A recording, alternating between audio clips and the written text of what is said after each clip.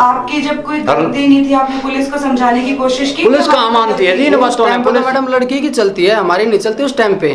और मामला सुलझाने के लिए अपनी गलती मांगनी पड़ती है ताकि हम क्या करें, नाम ना आए। तो सुमित, आपकी गलती नहीं थी फिर भी आपने माफी मांगी? हाँ जी, मांगी थी। ना मांगा तो क्या करा अपना, और फिर जेल में चला जाए ये। सुमिता काफी दुखी लग रहे हो, आप तो पढ़ना चाहते हो फिर से? हाँ तो दोस्तों, जैसा कि आज का वीडियो का टाइटल आप लोगों को देखने से ही पता चल गया होगा कि आज का वीडियो कोई डिफरेंट होने वाला है, लेकिन फिर भी मैं आप लोगों को क्लियर कर देना चाहता हूँ कि आज का वीडियो में आप लोगों को कोई भी व्लॉग या कोई भी इवेंट देखने को नहीं मिलने वाली है। आज के वीडियो में बात होगी कुछ ऐसे टॉपिक्स की जो मेरे और आप सभी के लाइफ से रिलेवेंट है। और अगर आपने किसी व्लॉग को देखने के लिए इस लिंक पर क्लिक किया है तो आप अभी के अभी इस वीडियो से स्किप कर सकते हैं, लेकिन अगर आपको कुछ नया देखने और नया कुछ सीखने की चाहत है तो आप इस वीडियो को एंड तक देखिए और मुझे उम्मीद है कि इस वीडियो में आप लोगों को कुछ नया देखने और सीखने को मिलेगा। हाँ तो दोस्तों, ज़्यादा टाइम लिए बिना इस वीडियो को मैं स्टार्ट करता हूँ। हाँ तो दोस्तों, आज की वीडियो में मैं आप लोगों को एक कहानी सुनाता हूँ एक लड़के और एक लड़की की, जो काफ़ी दिनों से एक दूसरे के साथ रिलेशनशिप में रहते हैं। सिंपल भाषा में कहूँ तो वे एक दूसरे से प्यार करते थे और इसी प्यार के बीच उनका साथ में घूमना फिरना, एंजॉय करना काफ़ी कुछ लगा हुआ रहता है। लेकिन अचानक एक दिन लड़की अपने घर में पकड़ी जाती है कि वह किसी लड़के के साथ रिलेशनशिप में है, और फिर वही होता है जो जनरली हर लव स्टोरी में होती है।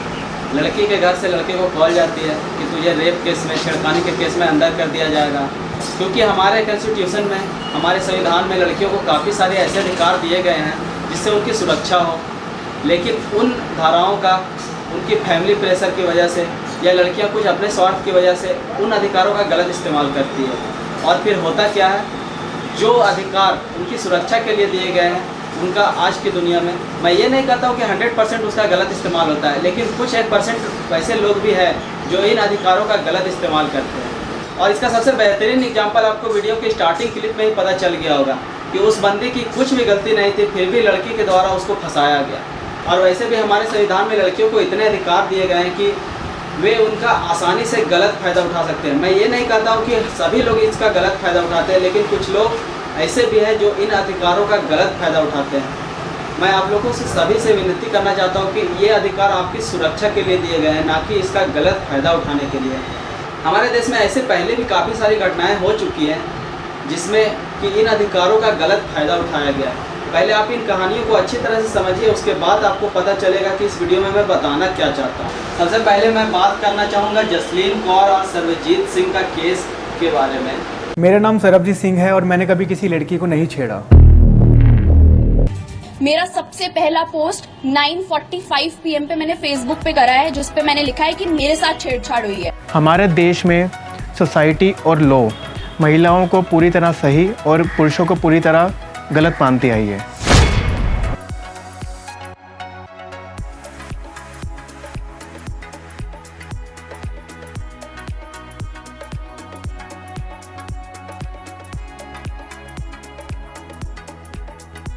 तेईस अगस्त 2015 को दिल्ली में एक ऐसा वाक़या हुआ जिसने यह साबित कर दिया कि सच को झूठ और झूठ को सच बनाया जा सकता है।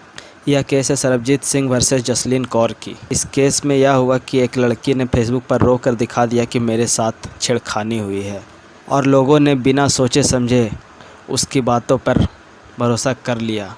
और करे भी क्यों ना, एक लड़की ने अगर रो कर कह दिया तो सब बातें सही लगती है। बिना सच जाने मीडिया से लेकर नॉर्मल लोगों तक ने लड़के को रातों रात विलन बना दिया। की सड़कों पर लड़की से खुलेआम छेड़खानी करने का आरोपी गिरफ्तार हो चुका है। डीयू की एक छात्रा के साथ एक लड़की के साथ छेड़छाड़।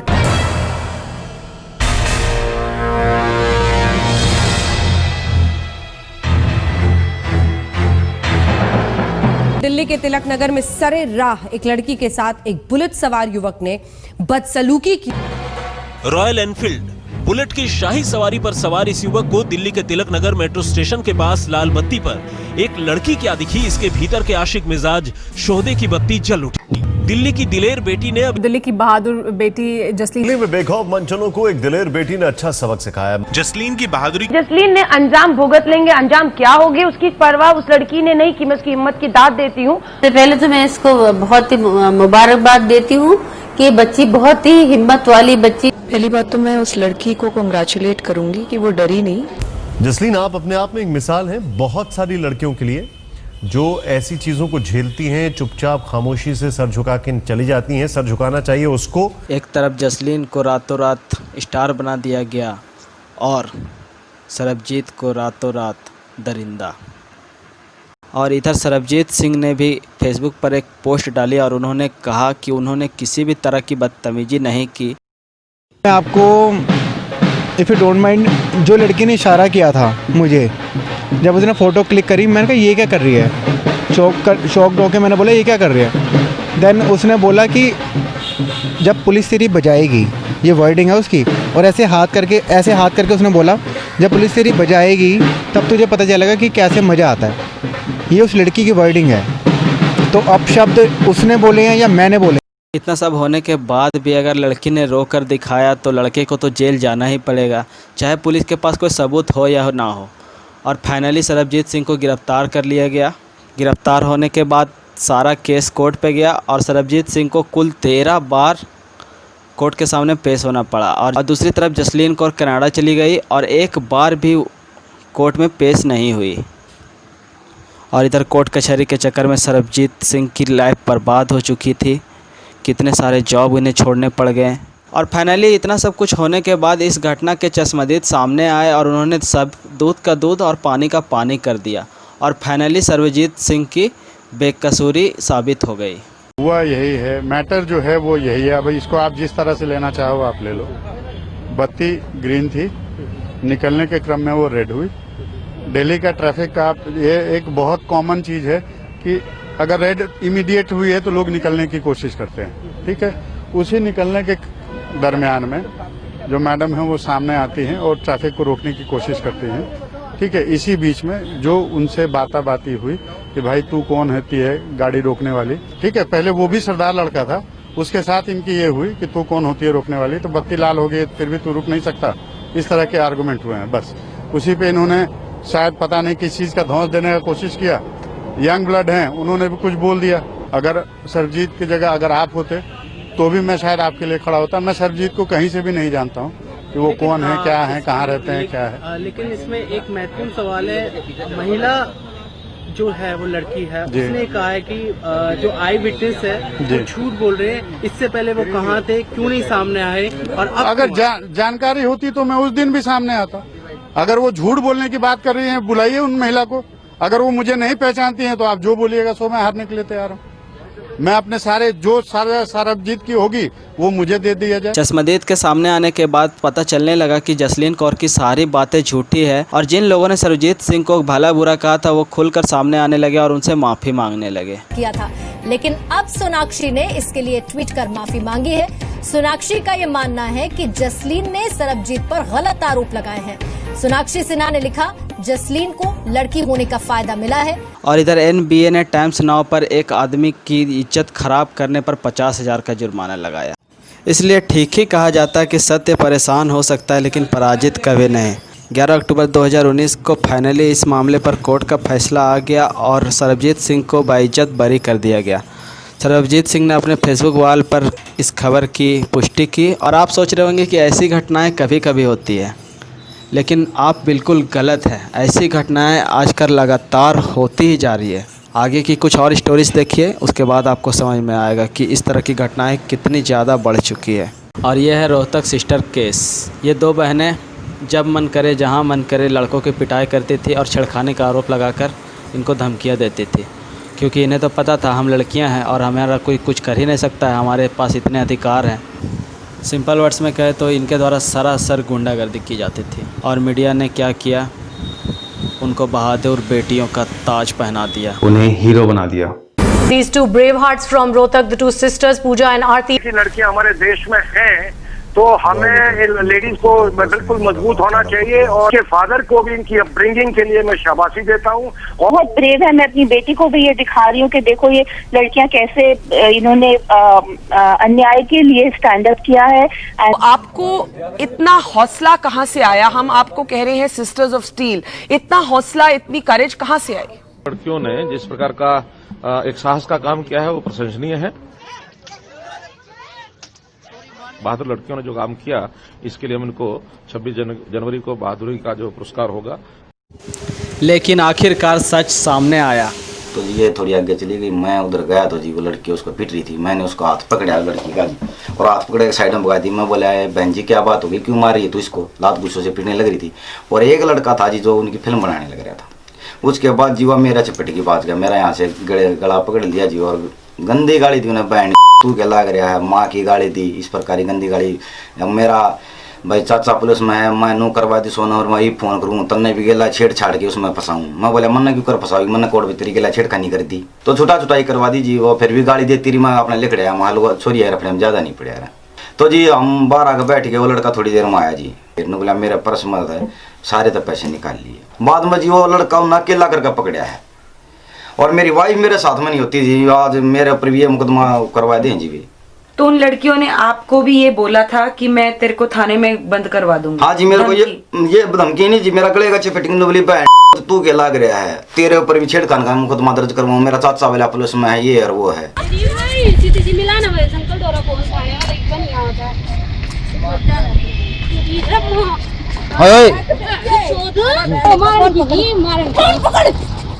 जहाँ लड़की का मैटर आ जाता है ना जी, लड़के वाले से मतलब कोई पूछताछ नहीं करेगी। किसी लड़की मेरे को कह दे अब भाई ये हरीशा लाओ तो मेरे को छेड़ रहा था, सर मेरे तो बयान भी दर्ज ना करा, मैंने ठाके भीतर घेर देगी। टीवी पर दिखाए गए हैं, दूसरी वीडियो रिलीज हुई है, जब जागा सर उन बच्चों थोड़ी राहत मिली है ना, तो मैं ये मतलब उनकी सजा पक्की थी सर। सुमित आपके साथ क्या हुआ था?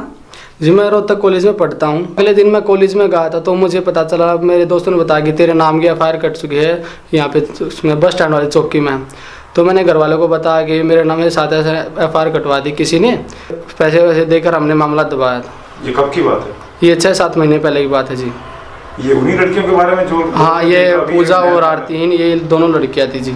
आपने उनके साथ कुछ गलत किया था? नहीं जी, कुछ भी नहीं था, मैं तो बस में भी नहीं था उस दिन। आपको बुरा लगा सुमित ऐसा हुआ? और बुरा मैडम, हमारा तो करियर बर्बाद होगा ना, बुरा तो नहीं लगेगा मैडम। करियर कैसे बर्बाद हो गया आपका? कॉलेज जाना छटवा दिया घर वालों ने उन लड़कियों की वजह से।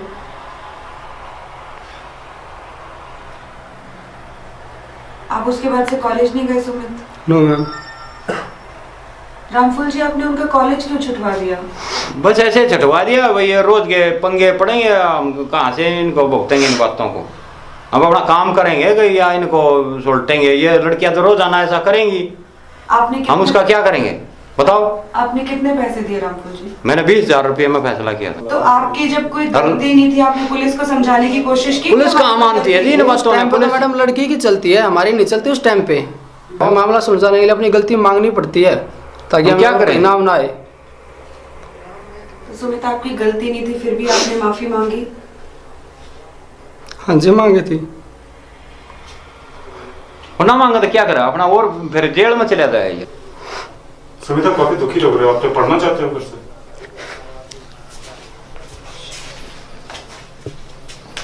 हमने तो अपना पीछा छटवाने के लिए अपना पैसे दिए जी। सुमित इधर आओ। सुमित क्या बोलना चाहोगे अपनी सरकार से? क्या इधर आओ, आप सरकार से क्या बोलना चाहोगे? मैं तो मैडम क्या बोलना चाहूँगा, लेकिन जब लड़की कोई किसी की शिकायत करती है तो सरकार को उसकी जांच करनी चाहिए, शुरू से पूछना चाहिए कैसे क्या हुआ है। लड़की तो कभी कुछ भी बोल देगी तो वो गलती हमने की है, वो तो कुछ भी कह सकती है। क्या एक लड़के के लिए ऐसे इल्जाम लगना बहुत ज्यादा दर्दनीय होता है? सब कुछ होता है, सबको पता है कि कैसा होता है, जिसके ऊपर बीती वही उसको पता चलता है।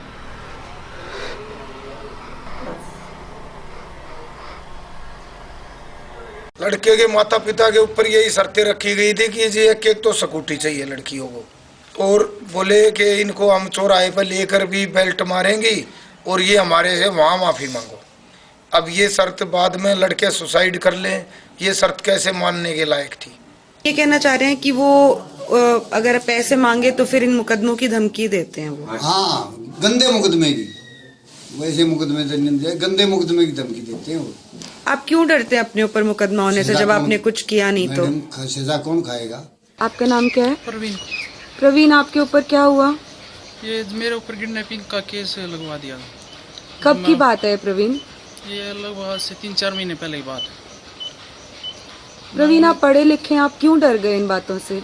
ये उन्होंने कहा था कि आप इनसे राजीनामा कर लो, नहीं तो ये आपकी ज़िंदगी बर्बाद कर देंगे। मेरे पिताजी का ऑपरेशन हुआ था पहली बार, तो हमको रुपये की बहुत ज़्यादा ज़रूरत थी, तो मैं उनके घर पे गया उसके पिताजी ऊपर थे तो नीचे वो लड़कियां थी, उसने ऊपर नहीं चढ़ने दिया मेरे को और गंदी गंदी गालियां दी और कहने लगी अगर तू यहाँ पे आया दोबारा तो तेरे ऊपर रेप का केस लगा देंगे। तो मैं अपने घर पे आ गया। आखिरी बार कब गए थे आप?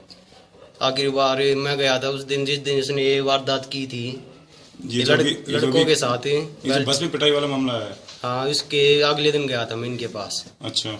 जब ये इसकी बड़ी लड़की आई थी मेरे पास कि अभी तो कल तो वहाँ पे बैठ लगी उन लड़कों को, आज तेरे यहीं पे बैठ लगेगी अगर तू यहीं पे आया तो।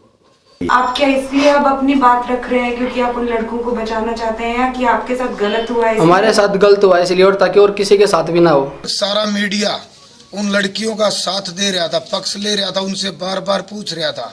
अब मीडिया क्यों नहीं उनसे जवाब मांग रहा, क्यों नहीं हमारी तहकीकात करता, क्यों नहीं सच्चाई को सामने लाता? क्या आपके पास मीडिया से कोई मिलने आया, पुलिस आपसे जान पहचान करने आई या पूछने आई? नहीं मैडम, कोई नहीं आया।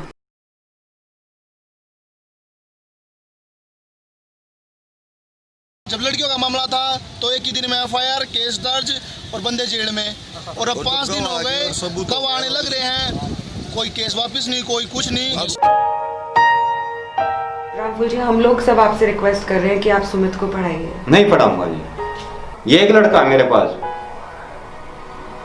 इसका करियर उन लड़कियों ने खराब कर दिया, उन्हीं की वजह से मैं इसको घर बैठा रहा हूँ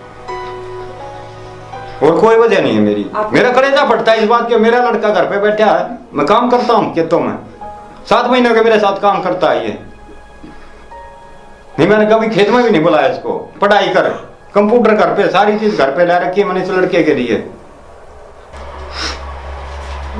ये तो दुकान बन गई थी, दुकान है ये, पैसा ठिकाने की दुकान बना ली, वारदात करो और पैसे लूटो। हाँ तो दोस्तों, लास्ट में मैं बस आप लोगों को इतना ही कहना चाहता हूँ कि संविधान में हमें जितने भी अधिकार मिले हैं वो हमारी सुविधा के लिए मिले हैं, हमारी रक्षा के लिए मिले हैं। इसका गलत फायदा कभी भी ना उठाएं। आपके एक स्वार्थ की वजह से काफ़ी परिवार, काफ़ी लोगों की ज़िंदगी बदल सकती है। इसीलिए जहाँ तक हो सके इन अधिकारों का अपनी सुरक्षा के लिए इस्तेमाल करें, अपनी सेफ्टी के लिए इस्तेमाल करें। आज के वीडियो में मैं बस इतना ही आप लोगों से कहना चाहता हूँ। There are 42 laws in favor of women and not a single for men. ये 42 कानून इसलिए बनाए गए हैं ताकि महिलाओं के साथ कुछ गलत ना हो, बल्कि इसलिए नहीं कि उसका गलत फ़ायदा उठाया जा सके। लेकिन रियल लाइफ में होता क्या है, इस अधिकारों का मिसयूज।